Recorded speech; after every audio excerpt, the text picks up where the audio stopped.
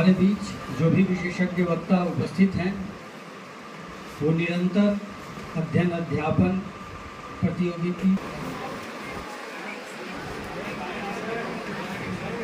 कार्यक्रम है।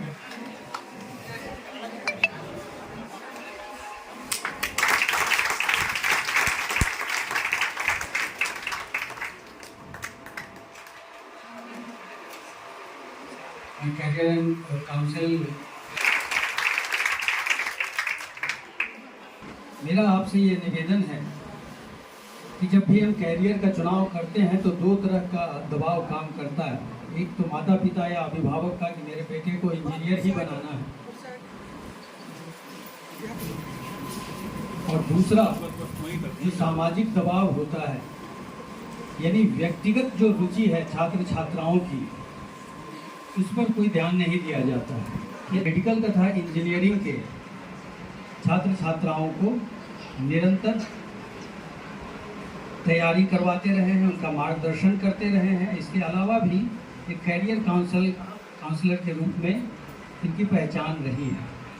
तो मैं राजेश कुमार शर्मा जी को आमंत्रित करता हूं कि आएँ और बच्चों को विभिन्न संभावनाओं के विषय में परिचित कराएं। बहुत बहुत धन्यवाद। कि बच्चे जो हैं वह भविष्य हैं, भारत के भविष्य हैं। उनके उज्जवल भविष्य के लिए अगर हम लोग छोटा सा भी प्रयास करते हैं तो उनको बहुत बड़ा प्रोत्साहन मिलता है।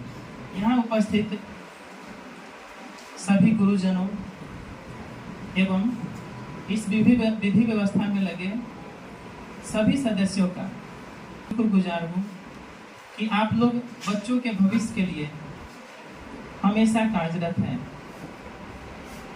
बच्चे भी आप लोगों के इस कार्य की काफ़ी सराहना करते हैं और हमेशा इच्छा रखते हैं कि इस तरह का कार्यक्रम उनके लिए हमेशा किया जाए, ताकि उनको अपने लाइफ में आगे बढ़ने का मौका मिले, उनको राह मिले, उनको रास्ता दिखाने वाले मिले। वास्तविकता ये है कि अभी जो स्थिति चल रही है उसमें बहुतों बच्चे ऐसे होते हैं जो जानकारी के अभाव में अपने रास्ते से भटक जाते हैं। उन्हें रास्ता दिखाने की ज़रूरत है।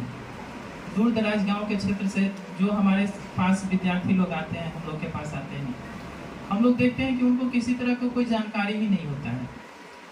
उनको क्या करना चाहिए, कहाँ पर उनका करियर बनने वाला है, कैसे उनका काउंसलिंग होता है और क्या क्या उनको पढ़ना चाहिए, किस क्षेत्र में आगे बढ़ना चाहिए, इस तरह का जानकारी उनको नहीं होता है। तो अगर इस तरह का जानकारी बच्चों को दिया जाता है तो बच्चे इससे काफ़ी कुछ सीखते हैं और अपना टारगेट तैयार कर पाते हैं और उस टारगेट को अचीव करने के लिए हमारे बताए गए रास्तों पर चलना शुरू कर देते हैं। तो यह सफलता का पहला सीढ़ी होता है जिस पर चलते हुए बच्चे अपने सफलता की ओर आगे बढ़ते चले जाते हैं। यहाँ उपस्थित सभी बच्चों का मैं अभिवादन करता हूँ और शुक्रगुजार बच्चों का भी हूँ कि आप लोग अपने भारत के संस्कृति को, अपने अनुशासन को बनाए हुए और गुरुजनों के आदेशानुसार यहाँ पर उपस्थित हुए हैं, अपना कीमती समय यहाँ पर निकाल के उपस्थित हुए हैं। लेकिन सच्चाई यही है कि यह प्रोग्राम आप ही लोगों के लिए है। आशा करता हूँ कि आप लोग यहाँ से बहुत कुछ सीख के जाएंगे, गुरुजनों का आशीर्वाद लेकर जाएंगे और यह आशीर्वाद हमेशा काम करता है। आपका मेहनत तो काम करता ही है, साथ साथ आपके माता पिता का, आपके परिजनों का, आपके रिलेटिव्स का जो संस्कार होता है, जो आशीर्वाद होता है, हमेशा आपके साथ रहता है और वो आपके तरक्की में हमेशा साथ निभाता है, आपको आगे बढ़ाता है। मैं समझता हूँ कि यहाँ पर बेरोजगारी नहीं है, योग्यता की कमी है। बेरोजगारी उसके लिए है जो रोजगार करना नहीं चाहते हैं। अगर हम किसी भी काम को मन से करें तो मेरे लिए रोजगार ही होगा। हाँ, यही है कि उस काम में हमें मन लगना चाहिए, उस काम में हम आगे बढ़ेंगे। तो जो लोग अपनी योग्यता के अनुसार रोजगार को चूज करके अपने काम में आगे बढ़ रहे हैं, उन्हें हम बेरोजगार नहीं कर सकते हैं, उनको बेरोजगार की श्रेणी में नहीं ला सकते हैं। और हमें नहीं लगता है कि आप लोग के आसपास में या गांव मोहल्ले में ज़्यादातर लोग बेरोजगार होंगे। हमें लगता है कि 100 में 2-4 लोग ही ऐसे होंगे जो कि बेरोजगार के श्रेणी में आएंगे, जो एक्चुअल बेरोजगार होंगे। यहाँ पर बिहार में ऐसा मान्यता हो गया है कि सरकारी जॉब है तब रोजगार है।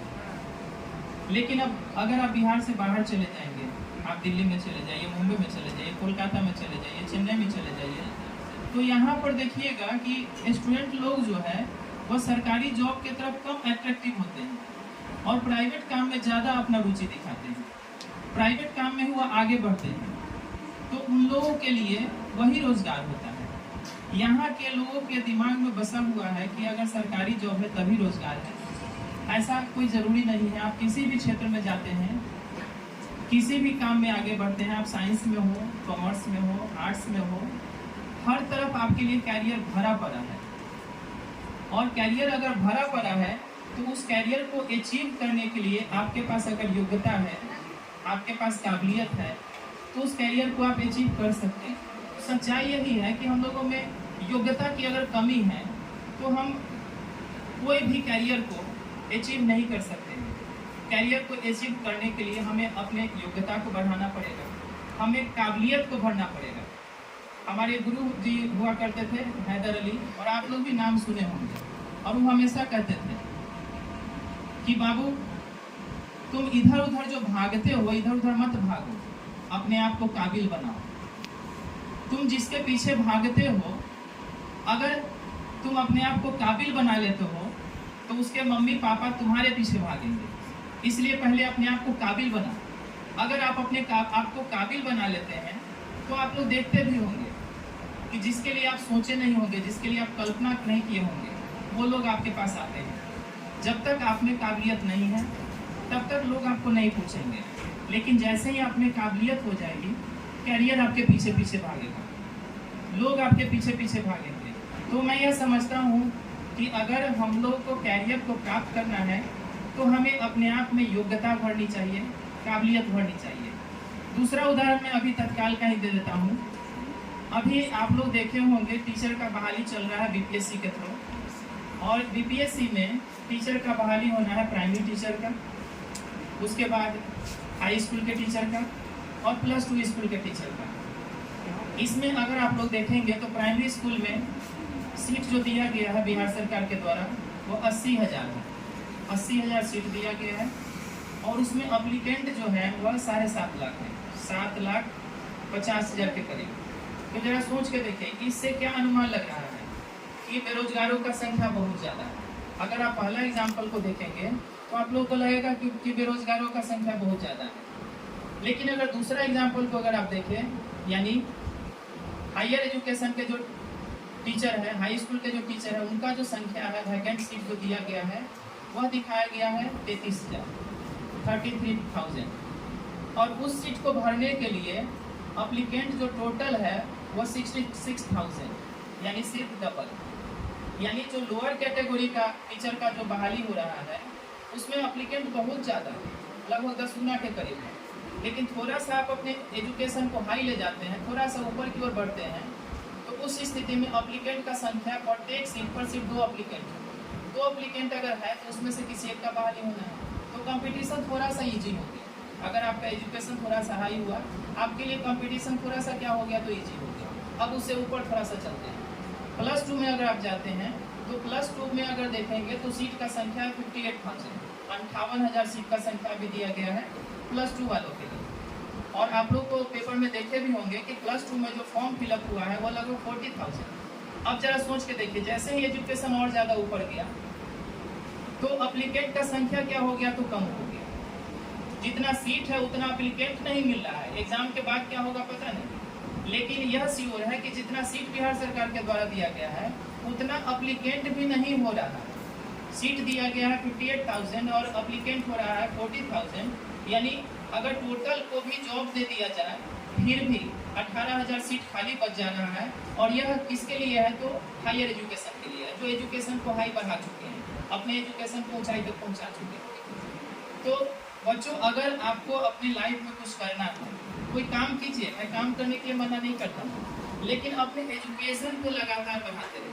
आपका एजुकेशन जितना हाई जाएगा, आपका जो कैरियर जो होगा वह उतना ऊंचा बनेगा, और आपका कैरियर जो रिसीव करना होगा वो ईजी होते चला जाएगा। मारामारी किसके लिए है?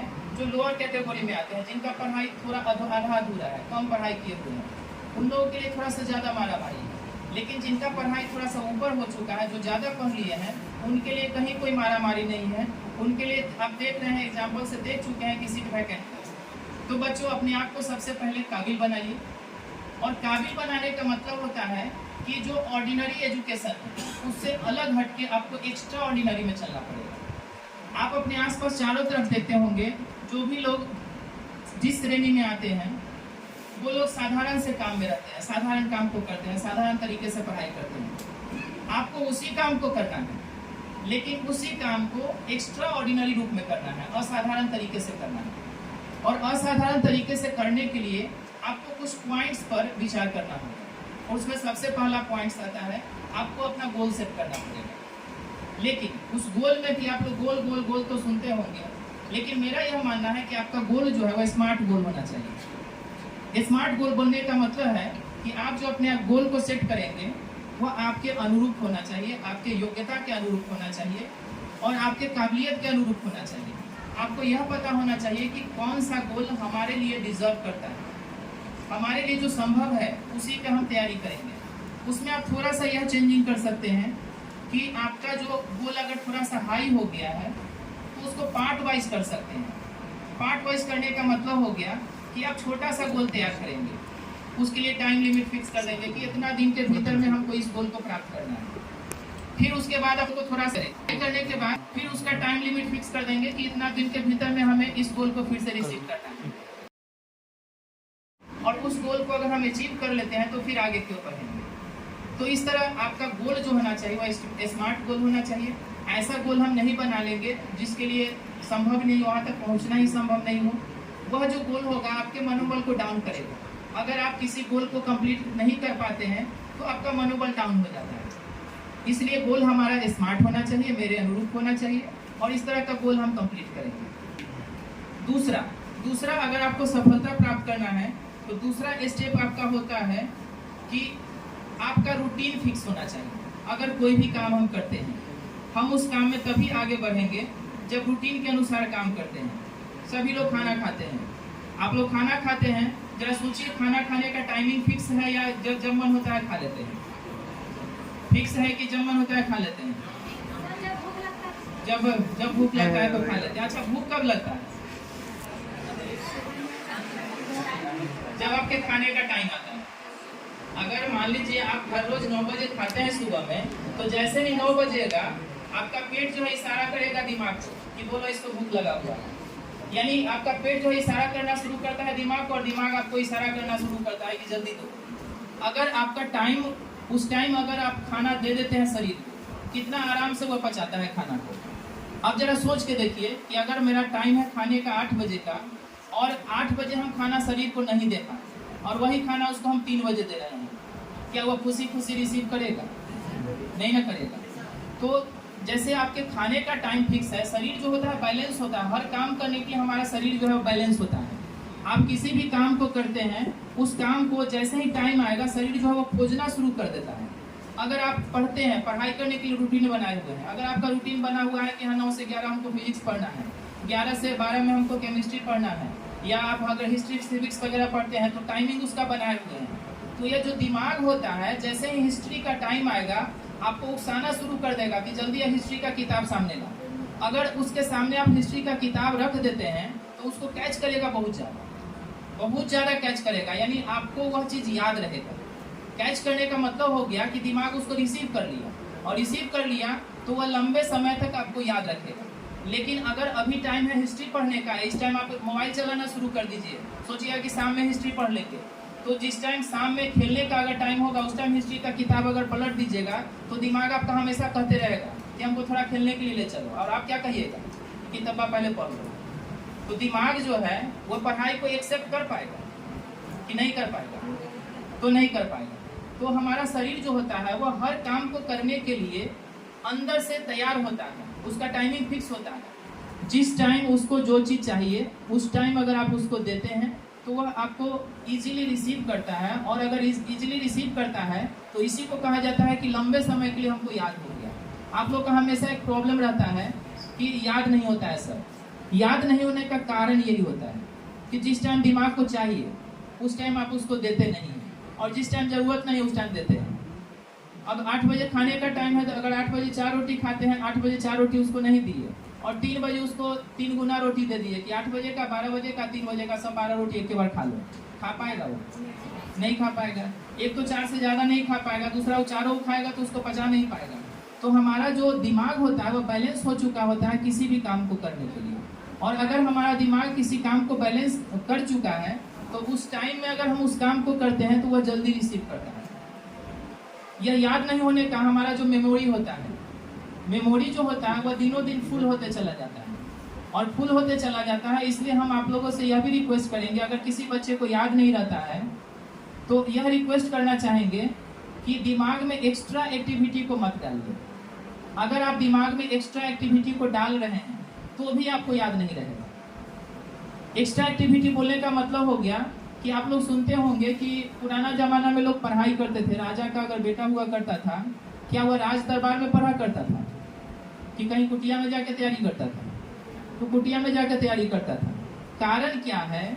तो वहाँ पर बहुत ऐसा चीज है जो उसको सीखने को मिलेगा, राज दरबार में वह सीखने को नहीं मिलेगा। दूसरा चीज यह होता है कि राज दरबार में अगर वो रहेगा तो उसका दिमाग चारों तरफ डेविएट होते रहेगा, लेकिन अगर वो कुटिया में जाएगा तो वहाँ सिर्फ स्टूडेंट लोग हैं, और स्टूडेंट लोग, जनरल स्टूडेंट जो काम करेंगे वही काम वह करेगा। तो राजा का बेटा हो या भिखारी का बेटा हो, अगर आपको पढ़ाई करना है या किसी काम को ढंग से करना है तो सबसे पहला काम होता है कि घर का जो माहौल होता है उसके लिए हम सोचना बंद कर दें। अगर आप घर के लिए सोचना शुरू कर देते हैं, उस स्थिति में दिमाग जो होता है उसी में उलझ के रह जाता है। आप जो पढ़ाई करेंगे उतना उसको रिसीव नहीं कर पाएंगे। कुछ बच्चे ऐसे भी होते हैं जो गार्जियन के प्रॉब्लम को बहुत ज़्यादा देखते हैं, यानी अगर आपके गार्जियन के साथ प्रॉब्लम आ गया है तो आप क्या करते हैं, तो ना बड़ा दिक्कत है सर, पापा को बड़ा दिक्कत है इसलिए हम कोई काम करना शुरू कर दिए हैं। जरा सोच के देखिए, आप काम करना शुरू कर दीजिएगा तो क्या आपके पापा का गरीबी दूर हो जाएगा? आप अगर मान लीजिए कि आपके पापा 5,000 कमाते हैं, आपके घर का खर्चा 6,000 है, आप सोचते हैं कि नहीं 2,000 हम कमा के देंगे पापा को तो मेरा घर का खर्चा ठीक से चलने लगेगा। तो बात सही है कि उस टाइम अगर आप देंगे तो आपके घर का खर्चा ठीक से चलने लगेगा, लेकिन जैसे ही आप काम शुरू कर देंगे, काम जब आपका शुरू हो जाएगा तो जो काम आपका शुरू हो जाएगा हमें लगता है कि उसी काम में आप लगे हुए रह जाएंगे, और लगे हुए रह जाएंगे तो आपका जो गोल होगा, हाई गोल जो होगा, जहाँ तक आपको पहुँचना था वहाँ तक नहीं पहुँच पाएंगे। अगर वही हम पापा को जैसा स्थिति है वैसा स्थिति में छोड़ दें कि ना पापा आपका ड्यूटी जो कर रहे हैं कीजिए, थोड़ा सा हम लोग मुसीबत झेल लेंगे, जितना खर्च होता है उसमें थोड़ा सा कम खर्च के हम अपना आगे बढ़ेंगे, आपको ज़्यादा मेहनत करने का जरूरत नहीं है। तो इस तरह करके अगर आप अपना पढ़ाई को कंप्लीट करते हैं, 5 साल पढ़ाई करते हैं, 6 साल पढ़ाई करते हैं, जब आप अपना पढ़ाई को कंप्लीट कर लेते हैं तो उसके बाद जो आपको जॉब मिलता है वह आपके घर के गरीब को दूर कर सकता है कि नहीं कर सकता है? कर सकता है। तो जो पढ़ाई कंप्लीट करके आप जॉब कीजिएगा उस टाइम आपका जो अर्निंग होगा, और बिना पढ़ाई कंप्लीट किए हुए आप अर्निंग करना शुरू कर दीजिएगा, वह जो अर्निंग होगा वहाँ तक पहुँचना संभव नहीं होगा। तो अगर आप अपने घर के गरीबी को दूर करना चाहते हैं तो आपके पास सबसे अच्छा हथियार होता है और सबसे सुविधाजनक हथियार होता है एजुकेशन। आपके पास जो शिक्षा है उस शिक्षा के द्वारा घर के गरीबी को, समाज के गरीबी को आप इजीली दूर कर सकते हैं। और ऐसा उदाहरण आप लोग के आसपास में बहुतों नजर मिलेगा, जिसमें घर का एक आदमी अगर अच्छा जॉब में सेट हो जाता है तो पूरे घर का गरीबी दूर हो जाता है। लेकिन वह आदमी जब पढ़ाई कर रहा होता है तो घर के टेंशन को लेके नहीं, घर के टेंशन को छोड़ के अगर आप आगे बढ़ना चाहते हैं तो दिमाग में टेंशन जो होता है, प्रेशर जो होता है, उसको पाल के चलिएगा तो नहीं होगा। आप लोग सुनते होंगे यहाँ से बहुत, बिहार से बहुतों लोग बाहर जाते हैं पढ़ने के लिए, कोई कोटा जाता है, दिल्ली जाता है। आप यह बता दीजिए कि बिहार में साल में कितना स्टूडेंट आत्महत्या करता है? आप लोग सुने हैं कि बिहार में कुछ स्टूडेंट जो है पढ़ाई के कारण आत्महत्या कर लिया है? कभी सुने हैं कि नहीं सुने? साल में कितना स्टूडेंट आत्महत्या कर लेता होगा? तो कितना? इक्का दुक्का कहीं कहीं नजर आएगा। आपको जानकर आश्चर्य होगा कि कोटा का जो कहानी है, जहाँ पर बहुत ज्यादा खर्च करके स्टूडेंट लोग पढ़ने जाते हैं, वहाँ प्रत्येक साल में लगभग 75 स्टूडेंट आत्महत्या करते हैं। यह जानकर आश्चर्य होता है, हम लोग को भी आश्चर्य होता है कि ऐसा क्यों। लेकिन सच्चाई यही है कि वहाँ जाकर उन्होंने जो अपने थिंकिंग को ऊंचा कर लिया है, उन्होंने जो अपना गोल को सेट कर लिया है, उन्हें लगता है कि नहीं हम कोटा चले जाएंगे तो हमारा गोल रिसीव हो जाएगा। ऐसा नहीं होता है। आप कहीं भी चले जाइए, पढ़ना आप ही को है। आपके गार्जियन नहीं पढ़ेंगे, आपके टीचर नहीं पढ़ेंगे, आपके पड़ोसी नहीं पढ़ेंगे, आपका दोस्त नहीं पढ़ेगा। पढ़ना आप ही को है। चाहे आप यहाँ पर रह के पढ़िए, पटना रह के पढ़िए, दिल्ली रह के पढ़िए, कोटा रह के पढ़िए, ब्रिटेन में जाके पढ़िए। अगर आप पढ़ाई करते हैं तो आपको गोल अचीव होगा। पढ़ाई नहीं करते हैं तो आपके लिए गोल अचीव करना मुश्किल हो जाएगा। और वहाँ के लोग ज़्यादा आत्महत्या इसलिए करते हैं क्योंकि वहाँ बहुतों स्टूडेंट ऐसा है जो बहुत सा गरीब स्टूडेंट है, घर का जमीन बेचवा के जाता है, कोई घर गिरवी रखवा के जाता है, कोई बैंक से लोन लेके जाता है। गार्जियन का लगातार प्रेशर रहता है कि बाबू लोन सधाना है तुमको, और वहाँ जाके उसको पता चलता है कि नहीं हमसे हो नहीं पा रहा है, तो वैसा स्टूडेंट ना घर का रहा ना वहाँ का रहा, क्या करेगा। ऊपर वाला का जगह हमेशा खाली रहता है, तो वहाँ का रास्ता अपना लेता है।